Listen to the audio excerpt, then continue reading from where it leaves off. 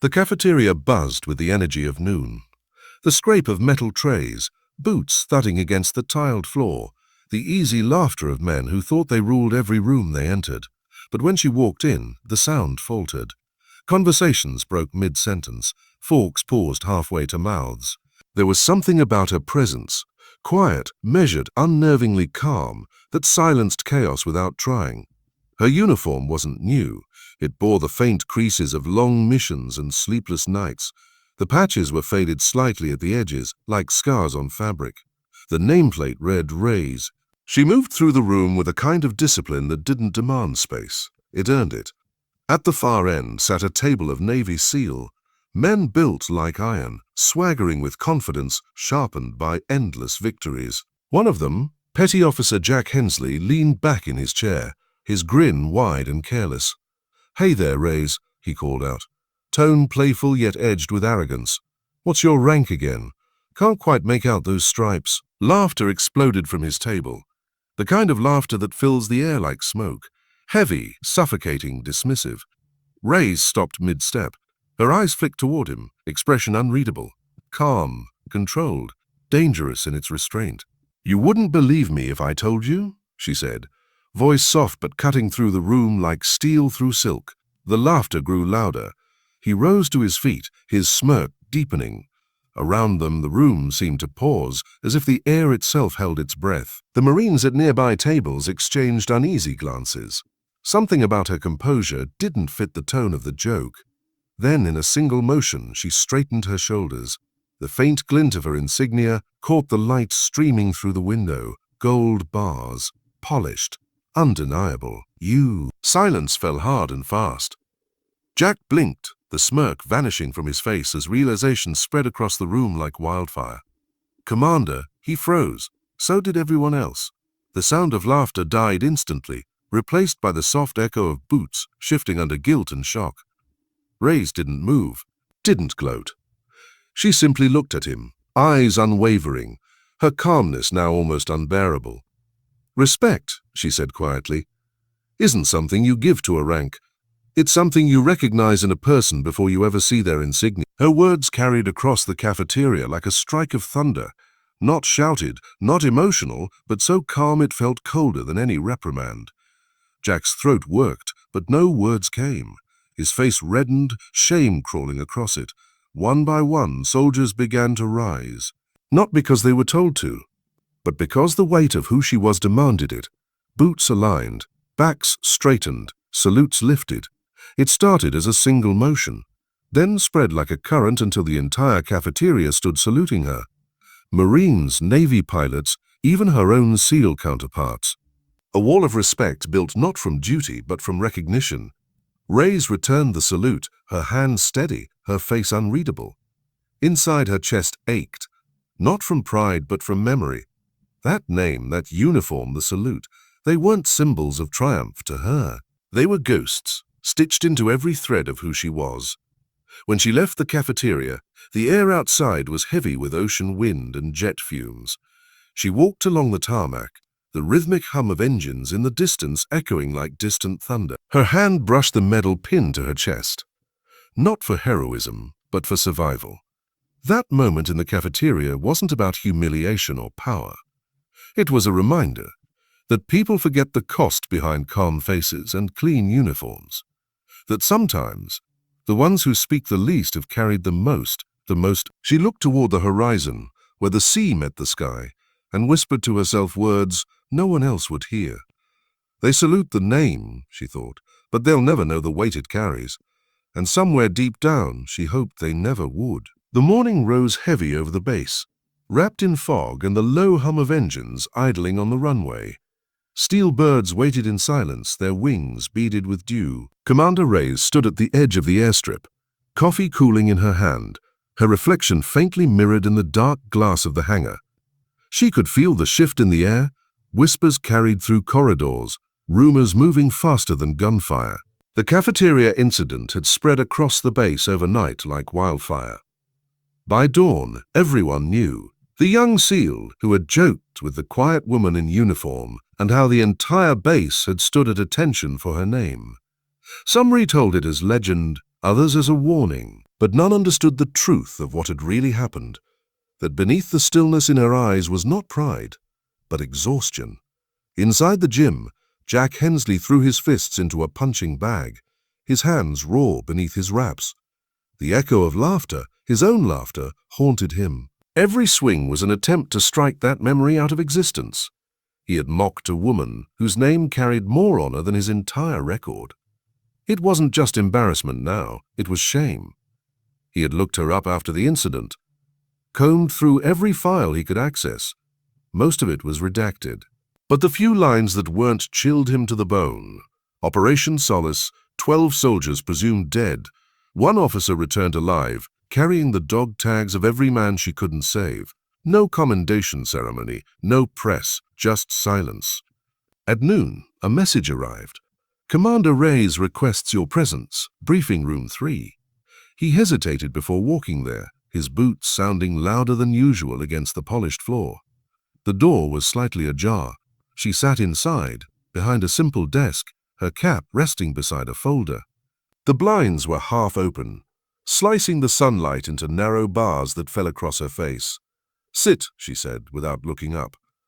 Her tone was calm, almost disinterested, but there was a precision in it that made him obey instantly. For a long moment, the only sound was the ticking of a wall clock. Then she closed the file and looked at him.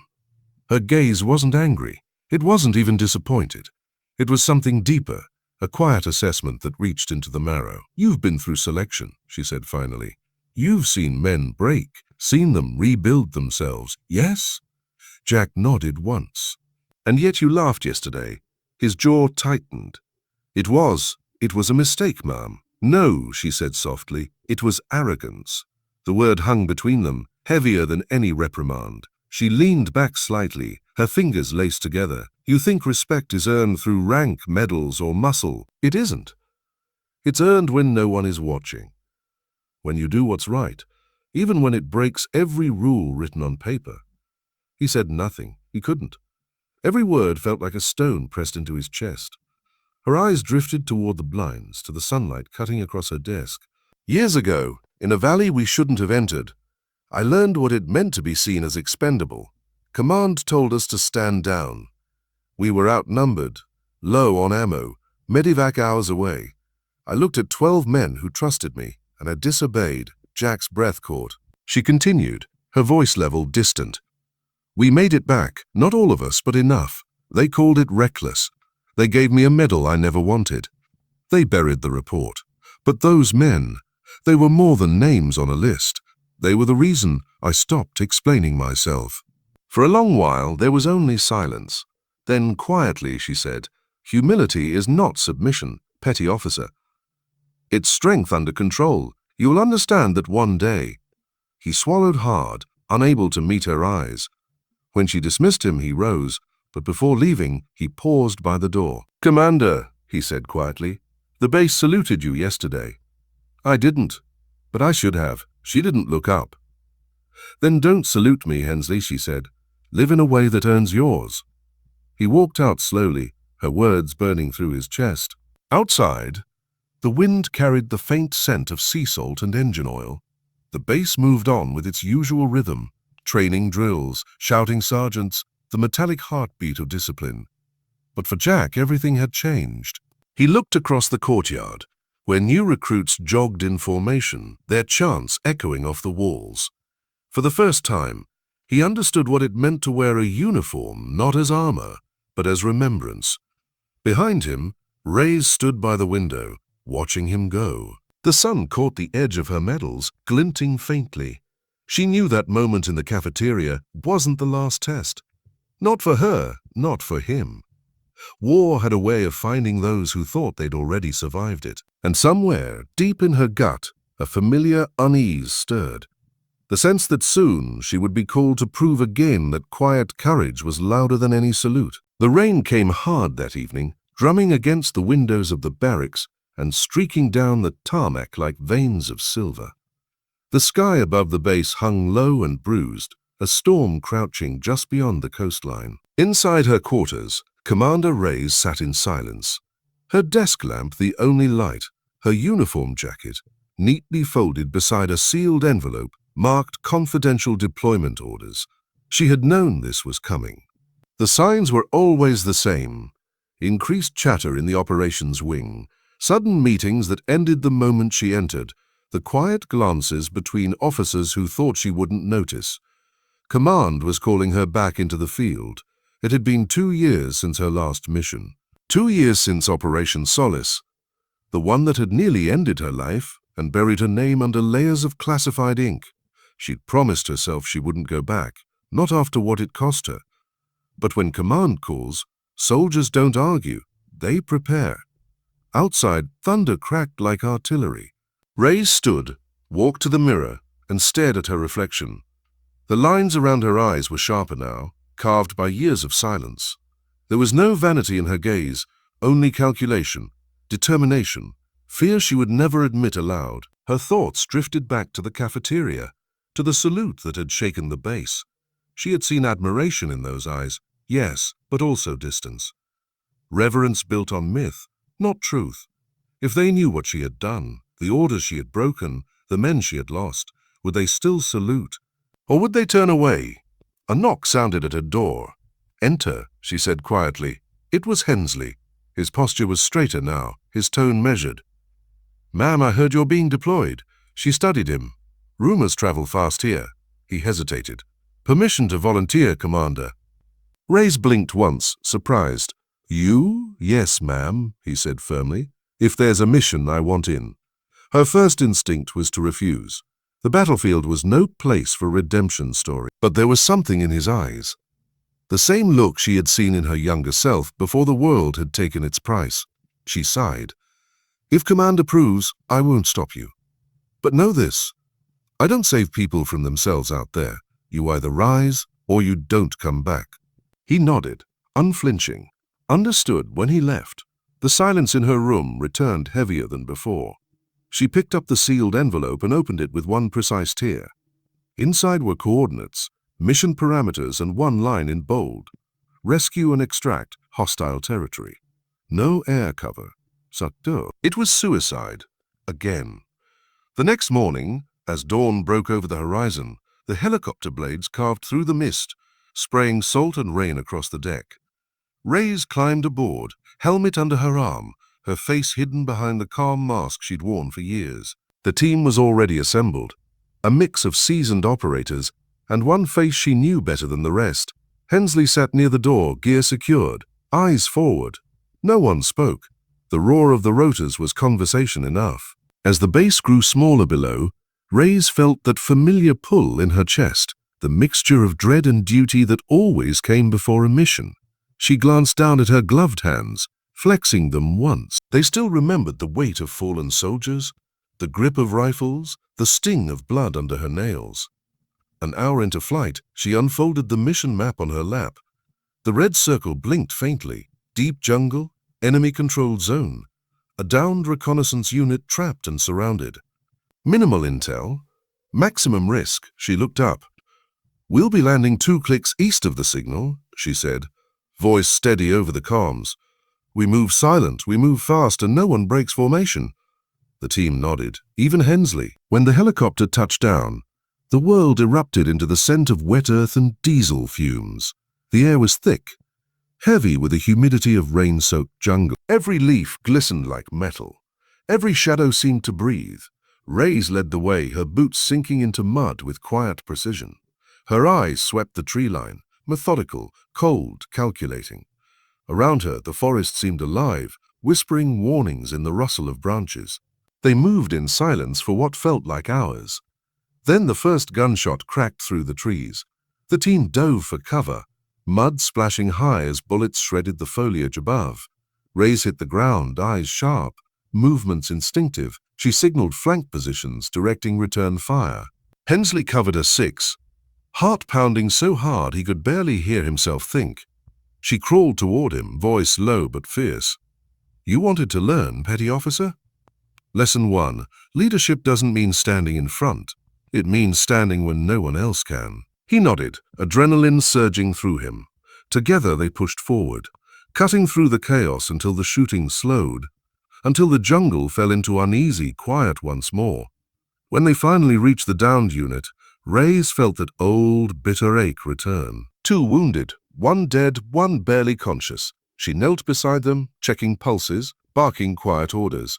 The mission was ugly, the kind that left scars deeper than bullets. As the extraction signal was sent, the jungle roared back to life.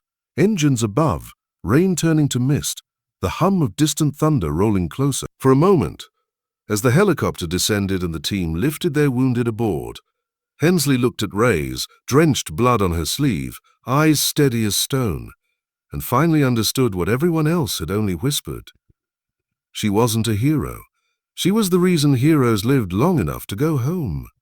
The rotor blades screamed above the canopy as the helicopter strained against the storm.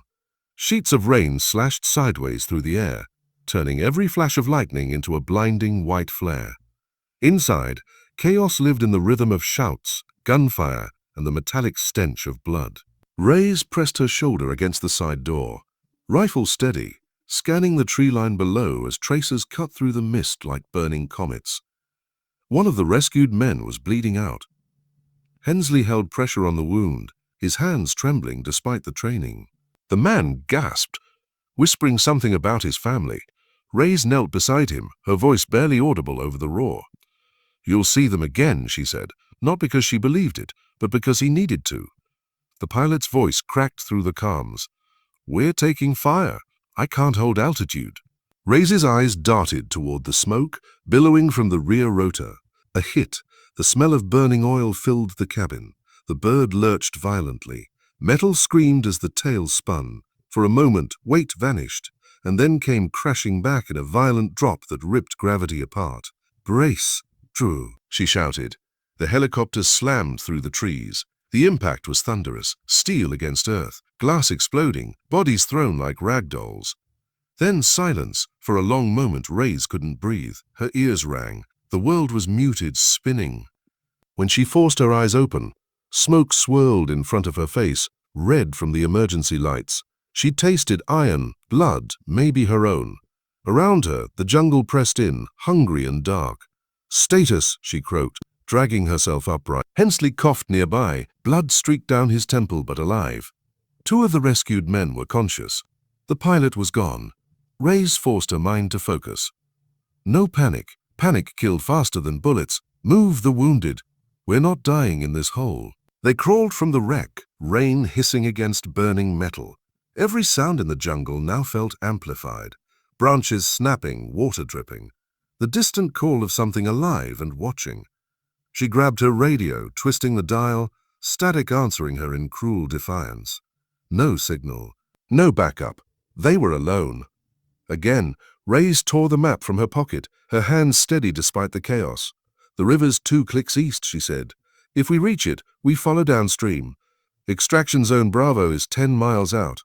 Hensley nodded, jaw tight. "And if we don't make it?" She met his gaze, her expression unreadable. "Then we make sure they do."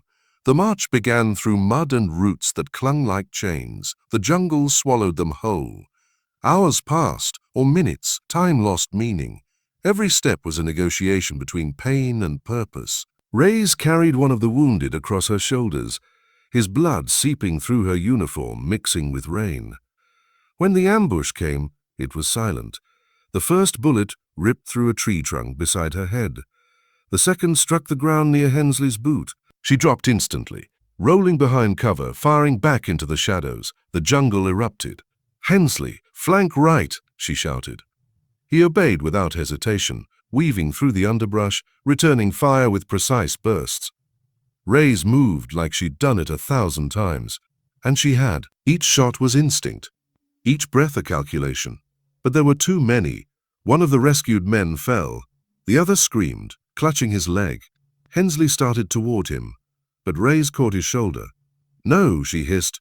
"You move, you die." She leaned from cover, firing until her last magazine clicked empty. The gunfire slowed, then stopped. The jungle fell eerily still again. Steam rose from the wet ground like ghosts. They moved the survivors toward the river, dragging their weight until the roar of rushing water reached their ears. Reyes's strength was fading. Blood soaked her sleeve where shrapnel had torn through muscle. But she didn't stop. Couldn't. When they finally reached the riverbank, dawn was breaking. Pale light spilled through the trees, painting everything silver and gold. Rays turned back once, scanning the jungle behind them, a battlefield already reclaiming its dead. The extraction team arrived hours later. Blackhawks slicing through mist, medics leaping from the doors.